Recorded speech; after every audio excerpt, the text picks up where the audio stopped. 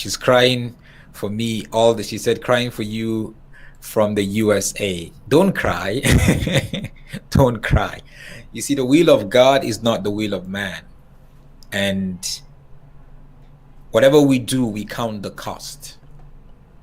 We must never, ever think because we are Christians, we're not going to be persecuted. We're not going to feel difficult. We're not going to, face difficulties. We're not going to be, abused. That's not what Christianity is all about. But in all of it, we're going to go through all of that. But in all of it, God will be with us. And you know what the greatest part of it is? His name shall be glorified. That's the greatest part of it. And that's what I love about scripture. I don't know about you, but when I read scripture, I don't see people that lived a comfortable life. When I look at the life of Jesus, the life of Paul, I don't see people that live a comfortable life, challenge-free, persecution-free, difficulties-free. No, I don't see that kind of people, right? I'm not saying we should go look for trouble or that kind of thing. No, we keep speaking our truth, because there's no way you live in a sinful world where we have broken people in the church, broken leaders, abusing charlatans, abusing the scriptures and everything. And there's no way you're going to stand on truth and you're going to feel like some of these people are not going to persecute you. Some of them are not going to try to silence you. But you can't silence me. The only way you can silence me is when I die, when you kill me. Now, when you kill me, I know the seeds that I have planted already. So killing me in the flesh is not going to kill the truth. There's going to be some of you guys watching now that are going to take on this truth and go fight with it and go spread it out. That's what it's all about. So we must, in the course of this time for me, you guys all know that I've been in court with Alph Lukau. Some of you guys know Alph Lukau here locally. Some of you guys don't know him. If you just Google Alph Lukau, ALPH,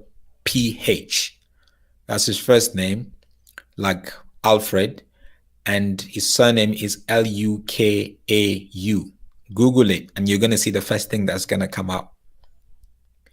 You're going to have stories about a so-called resurrection of a guy who was brought to the church in a coffin, which became scandalous. It became global news.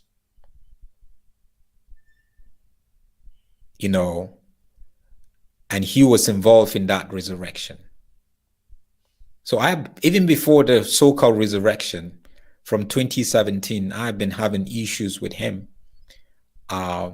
People came to me and told me a lot of stuff, allegations against him, that involve different things, from some of them saying, and these are allegations because, it was never really proven in court because of a lot of reasons. And a lot of them told me a whole lot of stuff that are just so, for a so-called man of God, you don't expect that. Anyway, I don't consider him a man of God. Alph Lukau is not a man of God. No, he's not a man of God. He's an abuser of scriptures. Simple. He's an abuser of the Bible. Simple. He might think he has a big church.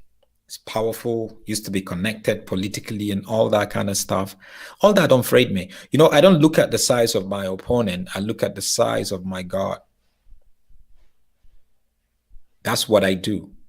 So from 2017, we went to, we took me to court, and we had to come back, and then they had to write an apology. They said we should write an apology. We wrote an apology. They didn't want to accept that. They didn't want us to write the apology anyway, because to settle, and they wrote the apology and issued it, that's what happened. And then I was told that I should not defame him wrongly. Now, that's going to be it was very difficult for me not to say something. It didn't say I shouldn't talk about him, but I shouldn't defame him wrongly. Now, it's going to be very difficult for me not to talk about someone like Alph Lukau, who has been abusing the scriptures. It's going to be extremely difficult for me, whatever the price that I would have to pay. Of course, I'm not going to defame him, and just say, look, I'm going to defame him and call him names and all. No. But sometimes in 2019, he had a birthday, and he posted it on social media. He was given a Rolls Royce and a penthouse suit worth millions of rand. Now, for somebody whose congregation is predominantly lower class, and people that are struggling, trying to pay their rent and all that kind of stuff, I found it extremely distasteful for a so-called man of God to accept that, because my belief is you help people. You claim you are a millionaire already. You have businesses that is worth millions. You don't need another Rolls Royce. You don't need another penthouse suit. That's my kind of Christianity. I'm not the kind of Christianity where you just accumulate and accumulate and accumulate and hoard things. That's not scripture. So we now posted, scriptures saying that you who is poor, if you keep giving to the rich, you will remain poor, and a whole lot of stuff. And somebody wrote Alph Lukau says false prophet. Then I liked it. And so they monitor my stuff. They're watching this now. They monitor all my stuff. And they now took me to court. Again, they said, no, we had an agreement that I was not going to defame him, but now I defamed him. So this is contempt of court, because we agreed in court that I was not going to defame him. So we had to go back to court, and I spent my family's money, over 100,000 rand. Remember, I started this whole thing over 10 years ago. A lot of you guys are here. You don't know when I came on board. You only knew me this year or last year or 2 years ago. You are late. I didn't just pick on this because I was looking for something to do. No. So we now went back to court. I had to get money and advocate, and it's a high court, which is pretty expensive. It's not it's not the magistrate court. You have to get an advocate. You don't take an attorney. You take an advocate. And every time an advocate appears for a day, you pay quite a lot of money. Obviously, he knew the high court is the best bet for him, because he felt maybe he's going to get justice there. And also that way I'm going to be suffocated financially, because I don't have anybody paying me. I don't have any financial person backing me up. I do not have an agenda against any individual. My agenda is the truth. Wherever I see a situation where truth is abused, God has put in my hand. I'm a trained journalist. Check it out. Somebody was actually telling me today, I was talking about football. I posted something about it, and he was like, no, I shouldn't talk about football. I should just concentrate on charlatans. But I told him, look, South Africa in 2010, Brazil in 2014, all this, I didn't go there as a spectator. I went there as an accredited media person. So now you're telling me to shut up on football and talk about charlatans. And again, it's because you don't know me. You do not know my history. You don't know where I'm coming from. So we now went to court, and then the judge now ruled, obviously, to cut the long story short, the judge now ruled that I defamed him indirectly by virtue of the fact that I liked that post that said he's a false prophet and a few other things. So I defamed him indirectly. So he sentenced me to prison for 20 days, suspended for 2 years. So you're sentenced to prison for 20 days rather, So for the 20 days, you're not going to go to prison because he's suspended for 2 years. So within the 2 years, the 24 months, if you defamed him again, then you're going to go to prison. So about 16 months into the 24 months, that was when the whole resurrection thing happened that became scandalous. That actually a lot of people started looking at him. It's like, look, hey, this guy don't seem to be a true man of God at all. On a Sunday, an ambulance with a coffin. You guys should check it out. You guys should please Google it as we speak, because I don't want you to just carry what I'm saying. But if you don't know Alph Lukau, if you don't know about that resurrection drama, Google it.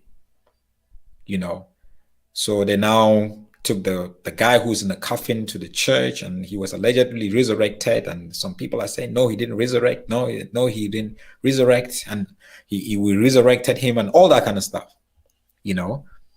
And the guy just disappeared actually afterwards. So it became a huge scandal, huge scandal. Actually, that was the beginning of the downfall of Alph Lukau in South Africa.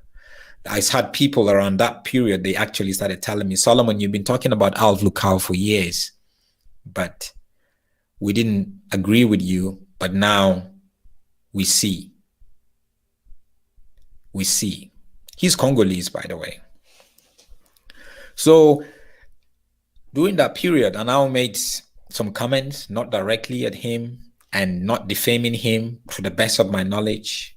I reposted some of the stuff that had happened before. I think 1 or 2 places or so. And then, I don't know, I didn't even repost stuff that is important, that is really defamatory or whatever, but at the end of it, he took me to court again. So he's been taking me to court for 3 years now. This is like, it's going to be 4 years, actually. This month, actually, I think is 4 years. It's 4 years. And then we've been dragging, and then there was some, if you remember, I paid him about 44,000 Rand, because the attorney that I had was helping me pro bono, and there was some discrepancies in some of the submission that was submitted at court, and then they now claim we have to pay them. So obviously, I didn't know, didn't get any communication from them and all that to go and argue it, and the judge made the decision we have to pay them. So we paid them, but we went to court about 3-4 weeks ago, argue it. He's saying, he took me to court now, finally saying, I defamed him during this period through some of my social media posts. And he's saying that I have to go to prison for 20 days for contempt of court. So this is a civil matter. This is not a criminal issue. This is a civil matter. So you get to know the difference. Some people are asking, how do you go to prison for that kind of stuff? People ask for money. He didn't ask for money. He wants me to go to prison. So there's always going to be an option of maybe you want to be, you want to be paid. So no. He wants me to go to prison. It's as simple as that. He wants me to go to prison. It's as simple as that. So now we have that sort of situation, and that is where we are. And then last Friday, we received the judgment. And even before receiving the judgment, you see, for me, I'm a realist. I'm not the kind of person that if God says this is what is going to happen, God spoke clearly. I know if God says, Solomon, you're going to go to jail, clearly, I know I'm going to go to jail.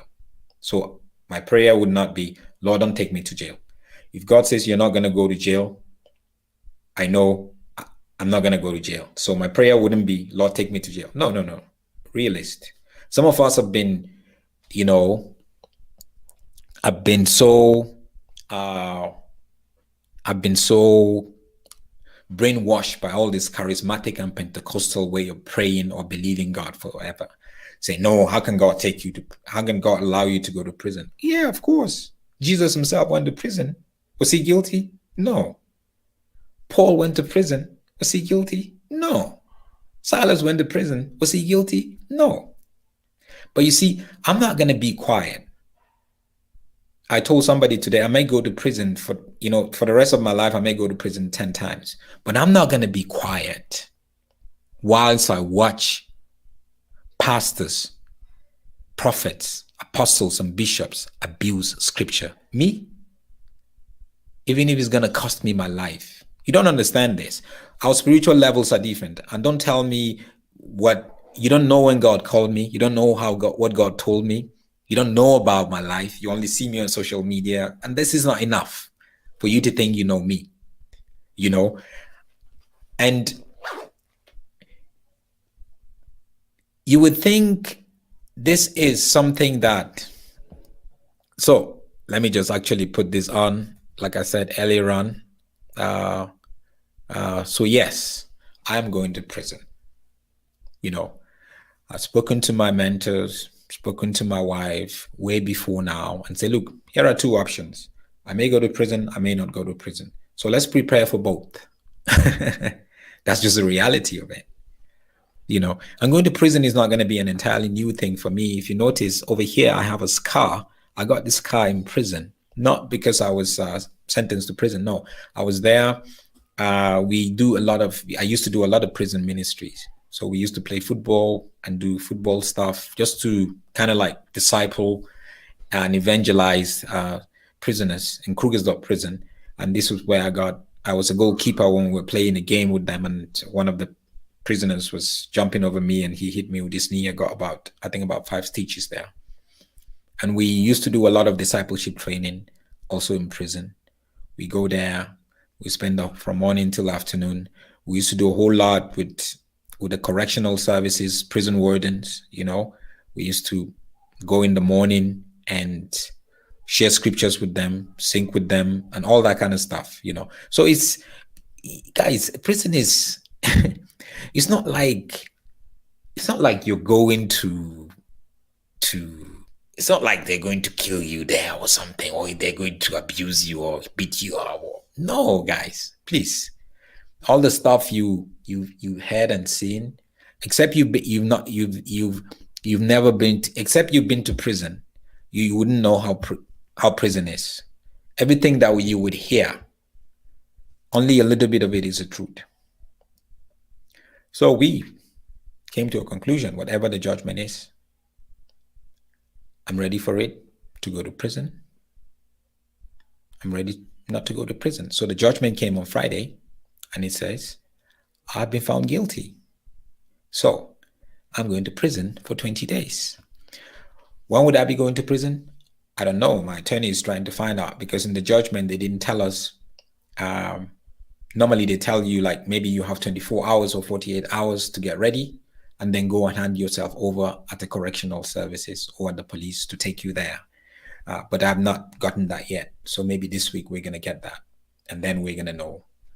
And then you're also supposed to be told the prison that you're going to be spending that time at, but we still don't know the prison. So in overall of it, I had 2 counts of contempt of court. The first one, which I was sentenced, the suspended sentence for 20 days, and then this one. Guys, I'm not going to keep quiet. Please do not feel pity for me. Just pray for me to keep standing on the truth. Do not feel pity for my family. No, guys. No, guys. We're Christians. These are the kind of things that we should expect. Let me tell you, let me share this with you. This is what Paul said in 2 Timothy chapter 3, verse 11 and 12. This is verse 12. He said, indeed, all who desire to live a godly life in Jesus Christ will be persecuted. All who desire to live a godly life in Jesus Christ will be persecuted. In the nutshell, if you're not being persecuted, you're not living a godly life. It's a simple arithmetic, isn't it? Because when you live in a godly life, you're going to come face to face with a lot of ungodliness. And we live in a world like this that is imperfect. There's a lot of ungodliness.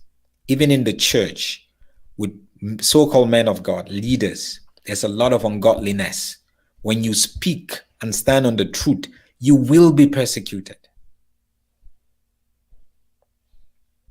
You will be persecuted.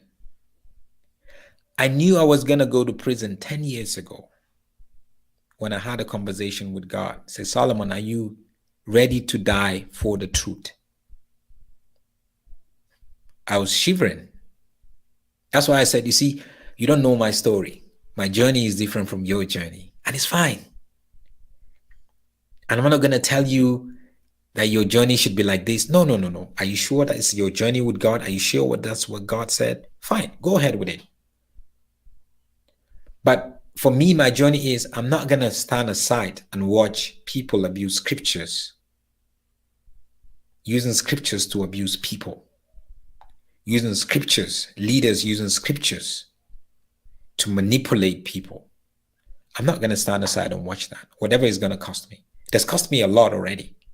It's cost me so much money that I have to come here and ask some of you guys for money because I've run out of money for that issue. I have a family to take care of. So I'm not going to take, you want me to take my kids' school fees, my family's money for feeding and everything and put it in there? I don't think that's the right thing. And people challenge me, look, we believe in what you're doing. Put it out there. We would support you. And I've gotten a lot of financial support, from people here locally, and especially from people, in the US, in the UK, in Saudi Arabia, people you've never met and people that you don't know, but they just believe so much in the truth that you're standing. That's why you see my going to prison is not about Solomon. It's about you and I that are standing for the truth and believe in the truth. So let's not make this about Solomon. Let's not make this about Solomon, because it's the integrity of the gospel. They want to silence me. It's like people do not know me. Hey, if you know the kind of fire I carry and you think you're going to silence me by going to court and then by going to prison, to be honest, you're just going to waste your time, because you're only going to make me speak out more and more, because I know what God told me. I don't have an agenda against any individual. Against any individual. I do not. Why should I have an agenda? What am I going to gain from it? So when we see persecution, we know what God is saying. We know where we're headed to. So yes, I'm going to prison. And I'm going to share with you the last part of the judgment given by Judge Dippener and the High Court here in Johannesburg. I'm going to share that with you. This is the last part of the judgment and the order that the grant. So she said, I grant the following order. The respondent, that is me, is declared to be in breach of the conditions imposed for the suspension of his committal to prison in terms of the order granted by Mabisela J., that's the judge, on the 17th of November 2017. I told you, we've been on this for a long time. In that he has published further wrongful and or defamatory allegations, comments, or remarks against the applicant, which is Alph Lukau, during the suspension order.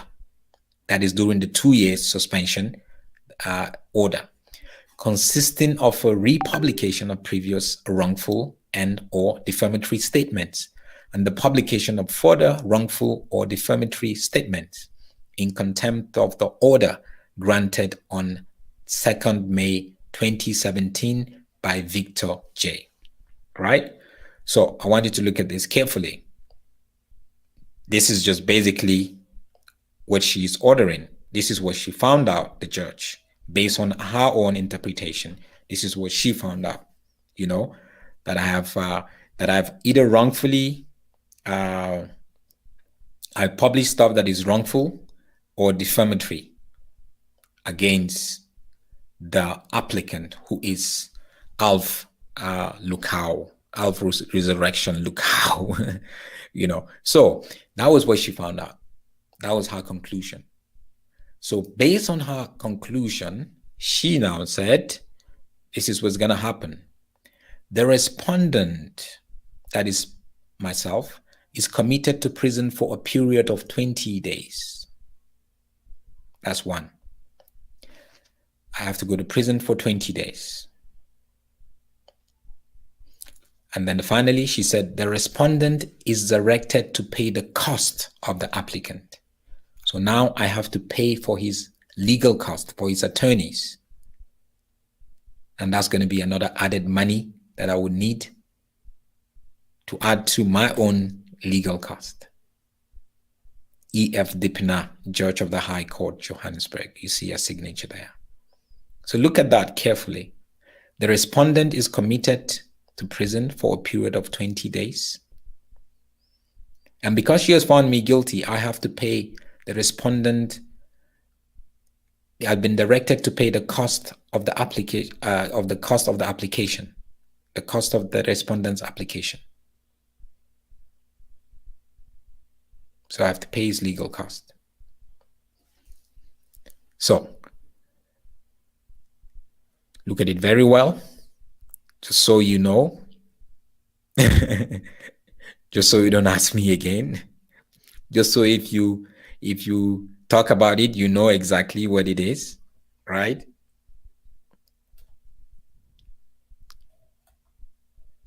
So that's what has been going on. So I'm going to go to prison for 20 days. Can I appeal? Yes, I can appeal, but I don't have the money to appeal. That's going to be another added money, and I have legal cost. And I feel okay going to prison. I have appealed the first one. I appealed it, but they said no, I had no chance of any success, so they left it there. Now I don't want us to think, you know, for me, in everything, I just want to see the will of God, whether it's in my favor or not in my favor, the case in my favor or not in my favor, the will of God is there. And what with God, I know. If I was getting money from people to attack men of God, or to, some people say, destroy Christianity, how do you even imagine that somebody can destroy Christianity? Is that how small you think Christianity is? To destroy the church? You think the church is so small that one small Solomon can even destroy that? Come on, guys. The church has been on for centuries. Centuries. There are great people, greater than me, in power and influence, that try to destroy the church, but they never had a chance. And now you think someone like me, because I expose your charlatan pastors and prophets, you think I'm against the church. I expose people that you think are righteous people, but they are very unrighteous, but you don't know. In your ignorant, you think I want to destroy the church. I wouldn't have a chance. I will not even try it. Even if I'm evil, I will not even try it, because, come on. So that is where we are now.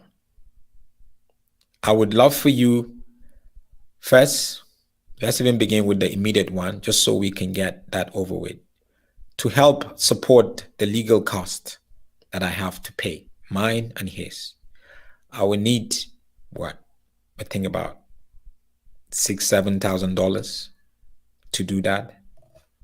But that's just the way that it is. Do I have the money? I don't have the money. I have to believe God for the money.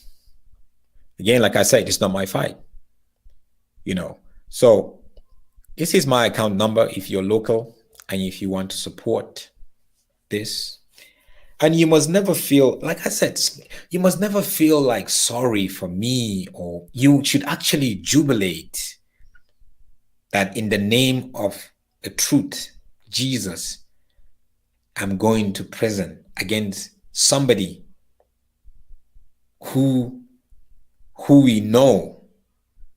I know abuses scriptures.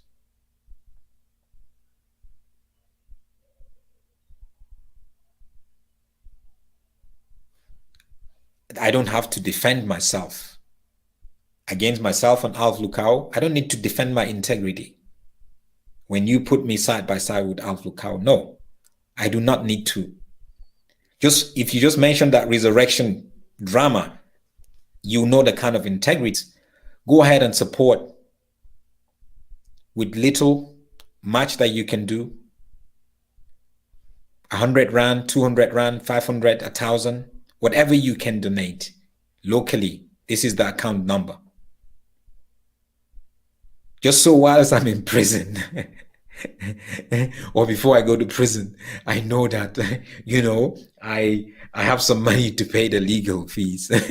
You know what I'm saying? Because I'm going to go to prison and I'm going to be redundant. I'm not going to be able to be there to try to fundraise, money. And I've been doing this for over 10 years and I've never asked, come and ask people for money until last month. Because it was God telling me, no, Solomon, I don't even want you to begin to go hustle. I'm the kind of person that want to hustle, but, quietly, privately, and do all that. And a lot of stuff that I do that I'm not going to say it here. A lot of stuff that I hustle to do it for the ministry, for the gospel, that I'm not going to say it here. And if you are overseas, and if you want to use PayPal, please check, you can do that through my PayPal account, solomontalks@yahoo.com. solomontalks@yahoo.com. A $10, a $20, a $50, a $100. I've had people there's somebody that actually sent me $500 last time, about 4 weeks ago or so, which had helped greatly. But if this is what he wants, me to go to prison and pay his legal fee, that's what, through the court wants, because that's what he wants, obviously. That's why he took to court. So I'm going to go to prison. So let's pay his legal fee. And then what? And then he thinks I'm going to be quiet. It's like, this guy, you have no idea. Lukau has no idea. And by the way, when I go to videos that I'd never released with evidences of audios and videos, whilst I'm in prison, I'm going to put it on YouTube, on my YouTube channel. I'm going to premiere it. And it's going to play. I'm going to reveal to you how my family was harassed using a police station by Alph Lukau's bodyguard. I'm going to release to you an audio conversation with 3 gun-carrying men, his bodyguard inclusive, who used the police station to lure my wife, and I had to follow her. They didn't know I was following her. And then we went in, and they were trying to intimidate my wife. I'll play that. You listen to it, and you draw your conclusion. And I'm going to release a video of an interview I had with a doctor. This doctor, her letterhead was used, and with information saying a certain girl was HIV negative, and it was used at Alph Lukau's church, and it was shown on TV. If you remember, Cutting Edge did the expose on that. And we saw the letterhead, and we took a screenshot. We went to look for the doctor. And the doctor doesn't even, this girl now took that and she said, no, she was HIV positive and she was prayed for, whatever, and then she became HIV negative. We now went to look for the doctor, and we discovered the doctor. And we discovered the doctor is actually doesn't deal with HIV issues. She's a pediatrician. She deals with kids. I have all these things are stuff I collected the last 3-4 years. I'm going to release them. You be the judge. When somebody like this, who is associated with this, he's associated with his bodyguard. Obviously, that's his chief bodyguard. He's associated with him showing this information in church. Didn't they verify it? Didn't he know? You be the judge. I'm going to release it whilst I'm in prison. That's why I said, with Alph Lukau, I don't need to defend myself. We know who he is. We know who he is.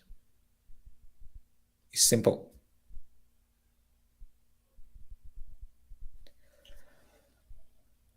Let me check out some of the posts. We're sure some of his people are going to be here.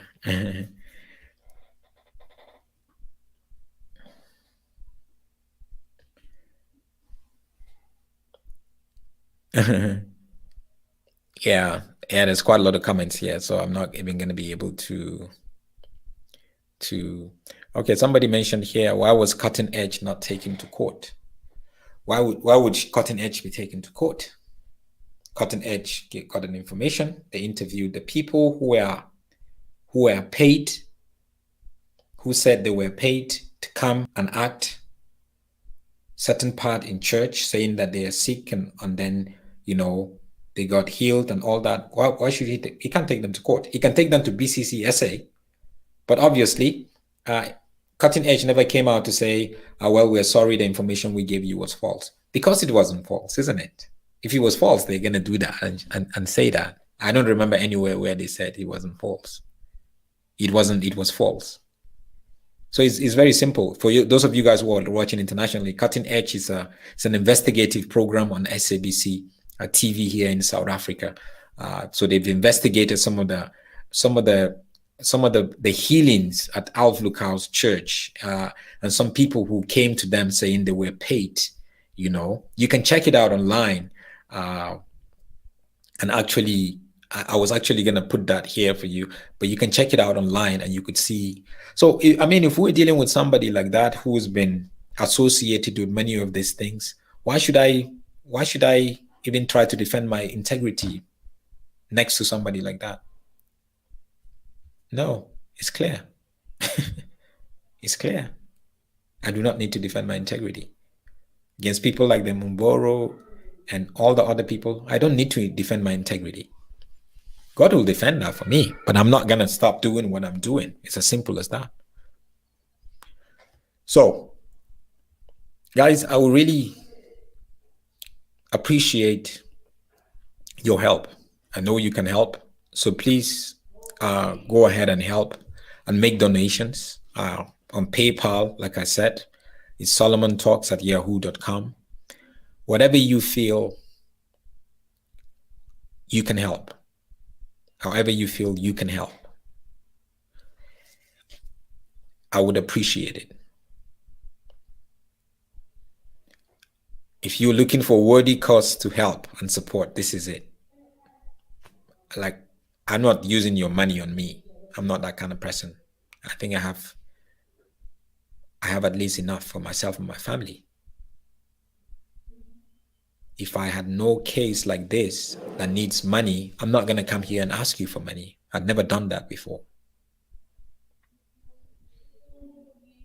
So let's silence them by one, paying all the legal cost, because I know them. If we don't pay the legal cost, they would try to come to my house and try to take my properties and all that. They tried it before. They're aggressive because that's how ruthless they are. And secondly, let's silence them. I'm going to go to prison for 20 days and I'm going to come out. And when I come out, my first post on Facebook would be Alph Lukau, abuser of scriptures. Simple.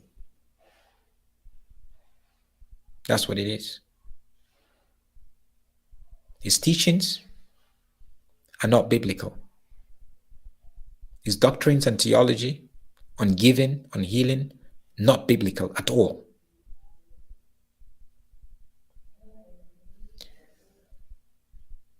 So if you are international, please, if you want to help, I know you can help. Go ahead and do that. If you are local, you can do that also via this account number.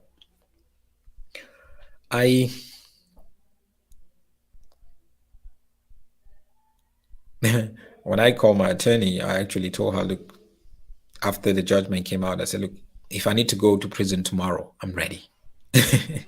So mentally, I'm ready. That's how ready I am, to be privileged to be there incarcerated with people who have done so many wrongs. I mean, if I tell them why I'm actually in there, I think they're just going to laugh at me. It's like, no, it's how you did. Do you know what I did? Because, like I said, we've done a lot of, discipleship schools and training in prisons. So I've met people who have killed so many people, people who have robbed. I've met people who have, who are really evil. Some of them are in the maximum, when they put you in the maximum part of the prison, the correctional services, based on your crime. That's where you belong. So it's a privilege for me, Solomon Izang Ashams, to stand for truth. It will be a privilege for me to go to prison. And I'm not joking. It's a privilege. It's a privilege. It's a privilege to serve God that way. Because I know who I am. I know I don't have an agenda. I know that truth is going to cost you something. So we need to stand together. So I want to thank you so much for